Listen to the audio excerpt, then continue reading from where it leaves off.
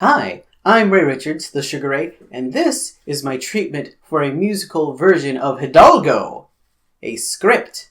But now it's time to...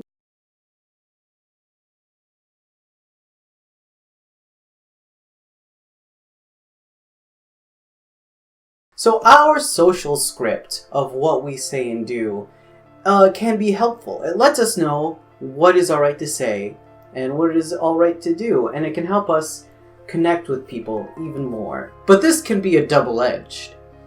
If there is a rule, there are people that can take advantage of those rules and twist them to their own ends and make it so that we don't actually connect to one another as people. Notably of recent, the script has been used against Bernie Sanders specifically. People have found rules to say why Bernie Sanders is bad because he's interacted with Joe Rogan.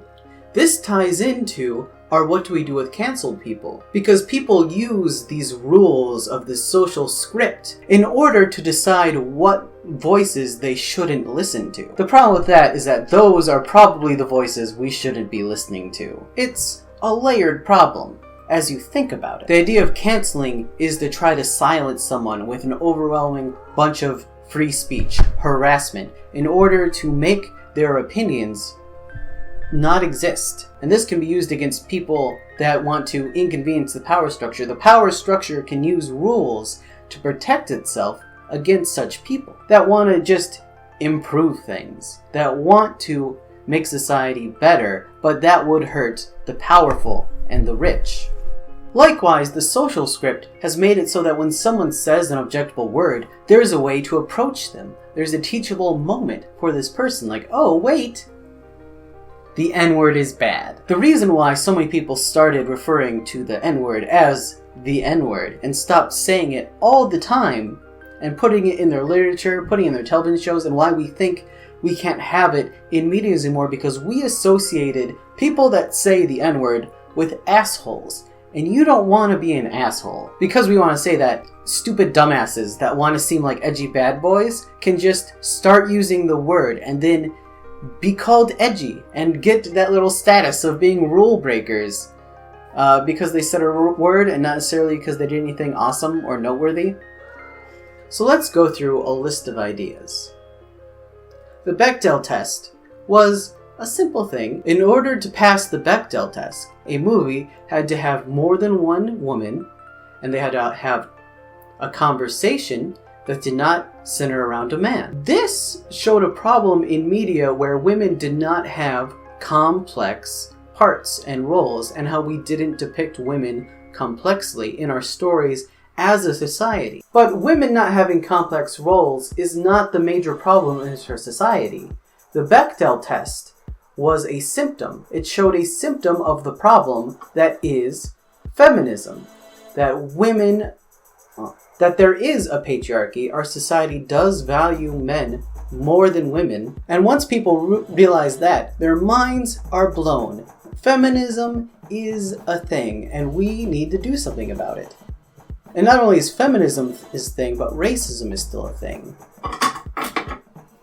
In her book, Racism as Zoological Witchcraft, Afko recites the problem of intersectionality. Intersectional being a legal term to identify people with more than one marginalization that makes them worse off than others.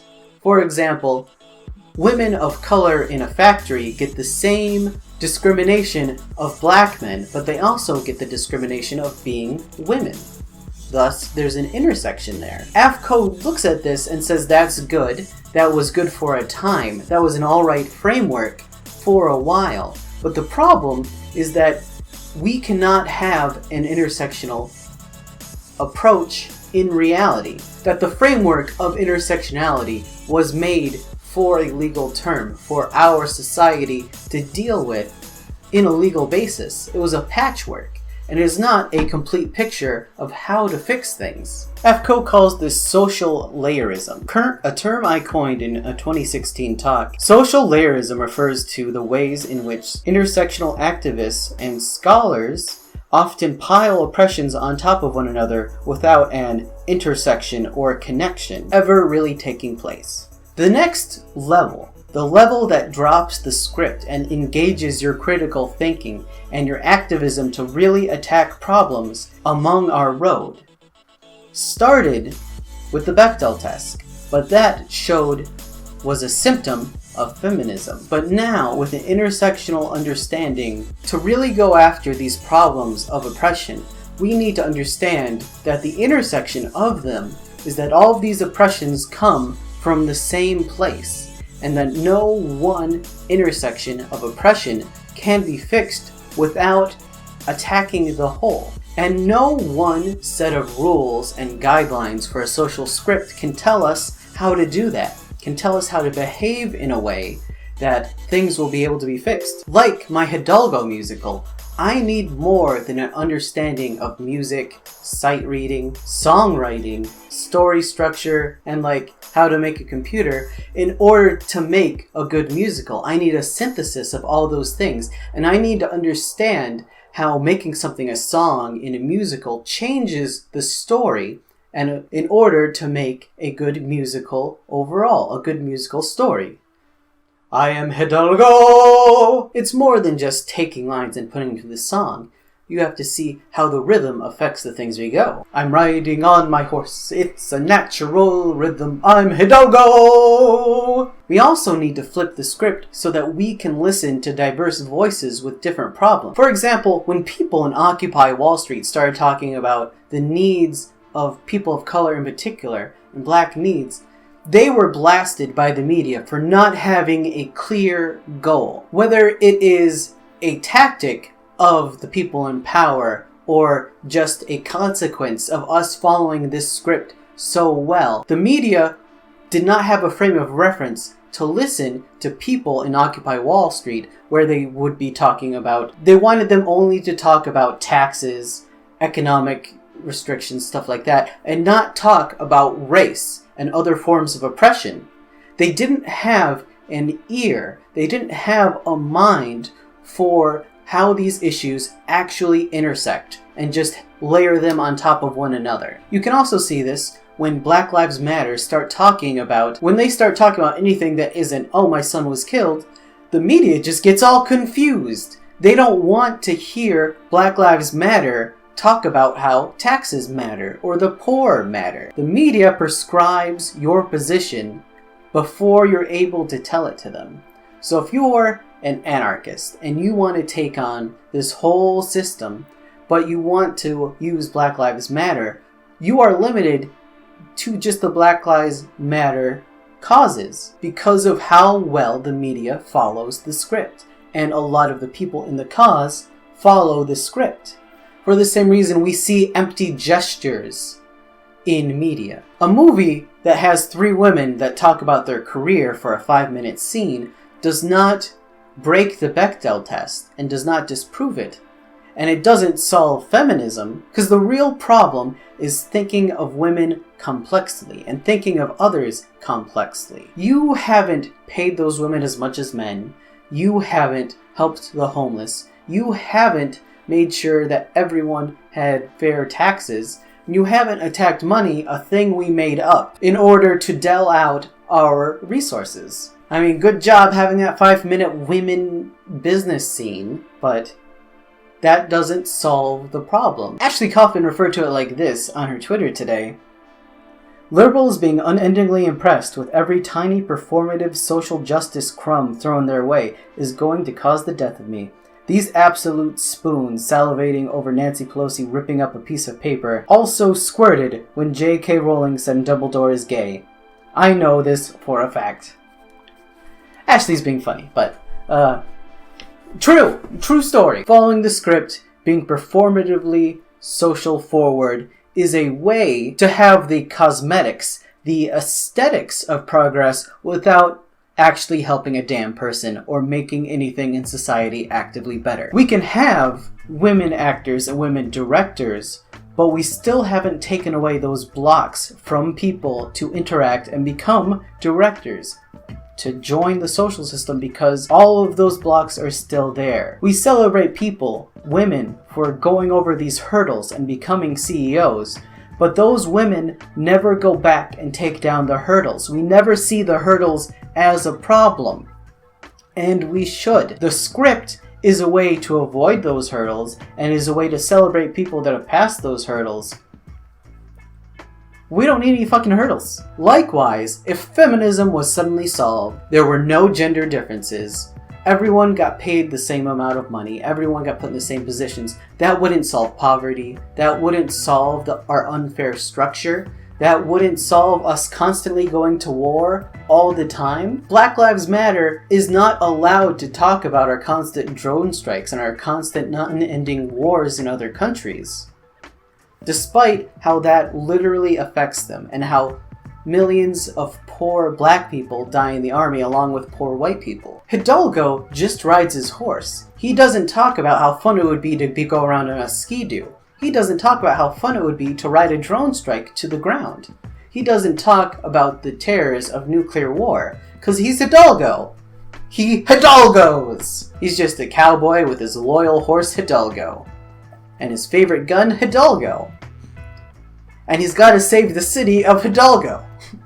I haven't seen Hidalgo. Vegan Warrior Princesses Attack is a podcast that I love. And they have hated their pigeonholing in being a vegan podcast. And I can say their name now because, I haven't said their name in other videos because they're wonderful, and I'm stealing some of their ideas and suggestions, but also because they didn't want their community to be any bigger, because when things get bigger, things get dumb. And they really, really liked their community. So they've made a new podcast, and they've jumped off of Vegan Warrior Princesses. Their issues is that they were pigeonholed as a vegan podcast. And even though they talked about anarchism and social justice and feminism and racism on their vegan show, where they also talked about the exploitation of animal bodies, when they went on to talk about racism and the animalization of minoritized people, people were confused at first, and there was some fight. And, eventually those people went the hell away because they did not stop, because they're awesome. But also, they get put on lists of other vegan podcasts that just talk about recipes all the time. And even though they talked about recipes once in a while, that's not what they're about, because they're about being activist vegans. And now they are being interested in having a real, multifaceted solution for the problems of our society, and shrugging off these ideas of social layering, because it would hurt their cause for veganism if they could not also address how companies are not prosecuted for any of their terrible acts. And that's because there is money in our politics, and there's money in our politics because of a constant war effort that makes people richer, particularly contractors and people that build military gear and people that build bombs.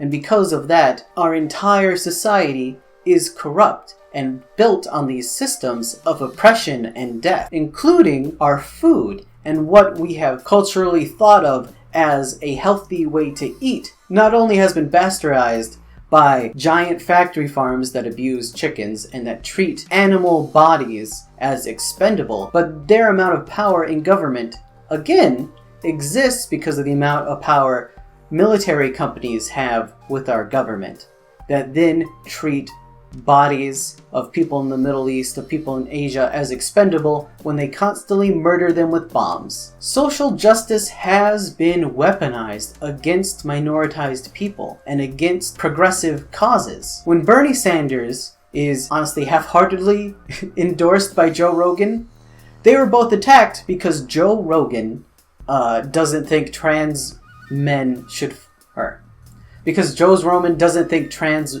men and women should compete with other men and women. And honestly, a couple other things. But Joe Rogan is what we call a normie. He pays the correct amount of attention to the media and politics, which is none. So when Bernie Sanders goes on there and he talks to Joe Rogan as a person and connects to him as a person and the audience and the ways that Bernie Sanders wants to improve society, Joe Rogan's community, listenership, hears that too. And then they also will support Bernie Sanders because improving our society is real good. And Bernie Sanders has a lot of solutions for that.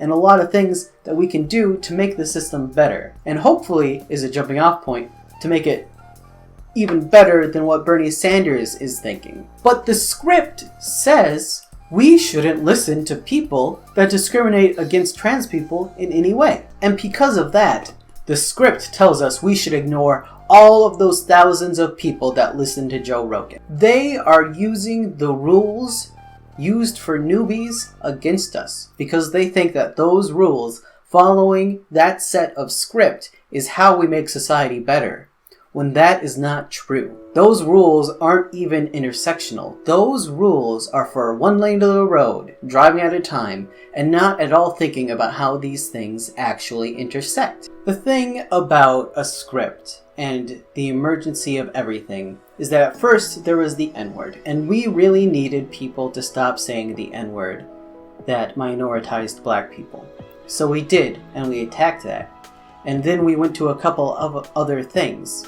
But now that we have an understanding of the full problem, we still need to get people to stop doing the terrible, awful things immediately, but we can't treat every new problem on the same level as the N-word. People who say the word stupid, crazy, what are some other buzzwords? These words are not the N-word. These words do not discriminate against people as much as we would assume by the script we've been giving, where we need to tell people to stop saying it. Having people change their vocabulary is not how we fix society. And you are actively in the way when you tell people to follow a certain script over another one. That's not how we continue on. 2 years ago, I did a whole series on empathy, and that's because I think empathy has a large amount of what we need to do to continue and to see our problems in society. And even now, though there are several naive statements I made in those videos that I don't currently believe, I still believe in basic empathy and relationships in order to make our society better. We do not improve society by canceling people. We silence voices by canceling people. We improve society by understanding one another and our complex issues. And the problem I had, even when I put out that series, and has resurged in a major way with the noob guy memes, is white supremacists taking this idea of empathy and then saying, empathize with us! Follow the white supremacist script. And this was annoying back then, as it is now. And I put out my video, What About Empathy for White People?, to specifically address those ideas. And in a nutshell, that video talks about how you should empathize with minoritized people because they need help, you bloodless, glass-chewing psychopath. But it's resurged again with the new guy, where he goes on a little cree about empathy and how we should go to people, but then that is used to promote white supremacy, which is not empathetical. Empathy is still our answer, but not empathy alone. Not empathy with a rule set of what to do. Because when we put rules to things like empathy, white supremacists twist those rules. The oppressors twist those rules and use them against us.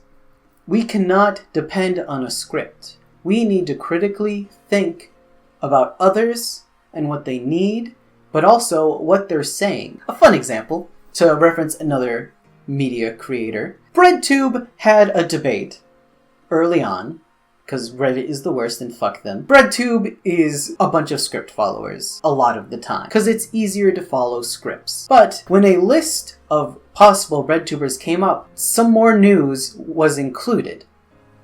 And a lot of them had a problem because they didn't think Some More News was a leftist, was a Marxist, was a socialist. They didn't think Cody Johnson had the same beliefs as them. And that's because Cody did not follow their script. He did not do the things that they expect BreadTube to do. But I knew, without a doubt, that Cody was more of a leftist than half of the people on that board. Because you can look at something a person says and something a person does, and you can see the trajectory of their words and what they want to do with it without reading things into it and imagining it. Cody's phrase, "money's a thing we made up," is a more extreme critique of wealth than half of the people on BreadTube even talk about. You don't need the script, and the script actively holds you back. Like the horse reins holds back Hidalgo.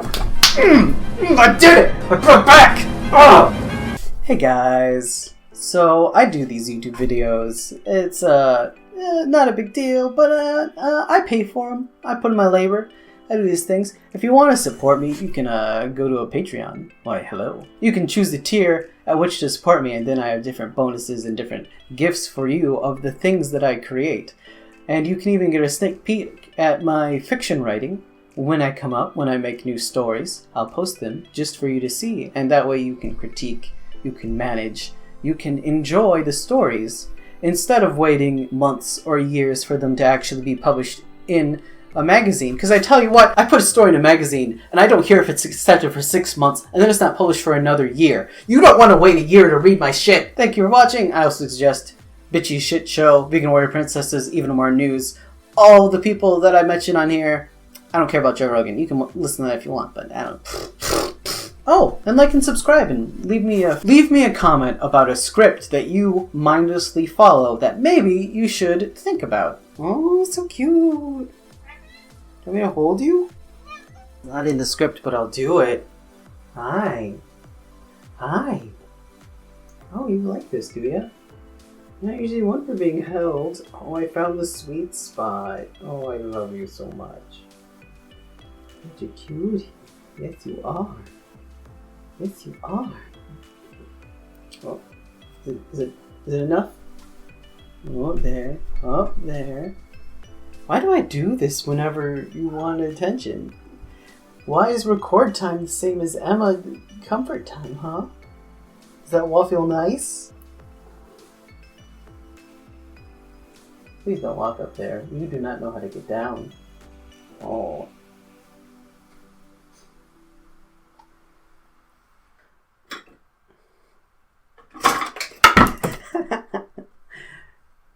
Just destroy my set dressing, huh? Oh.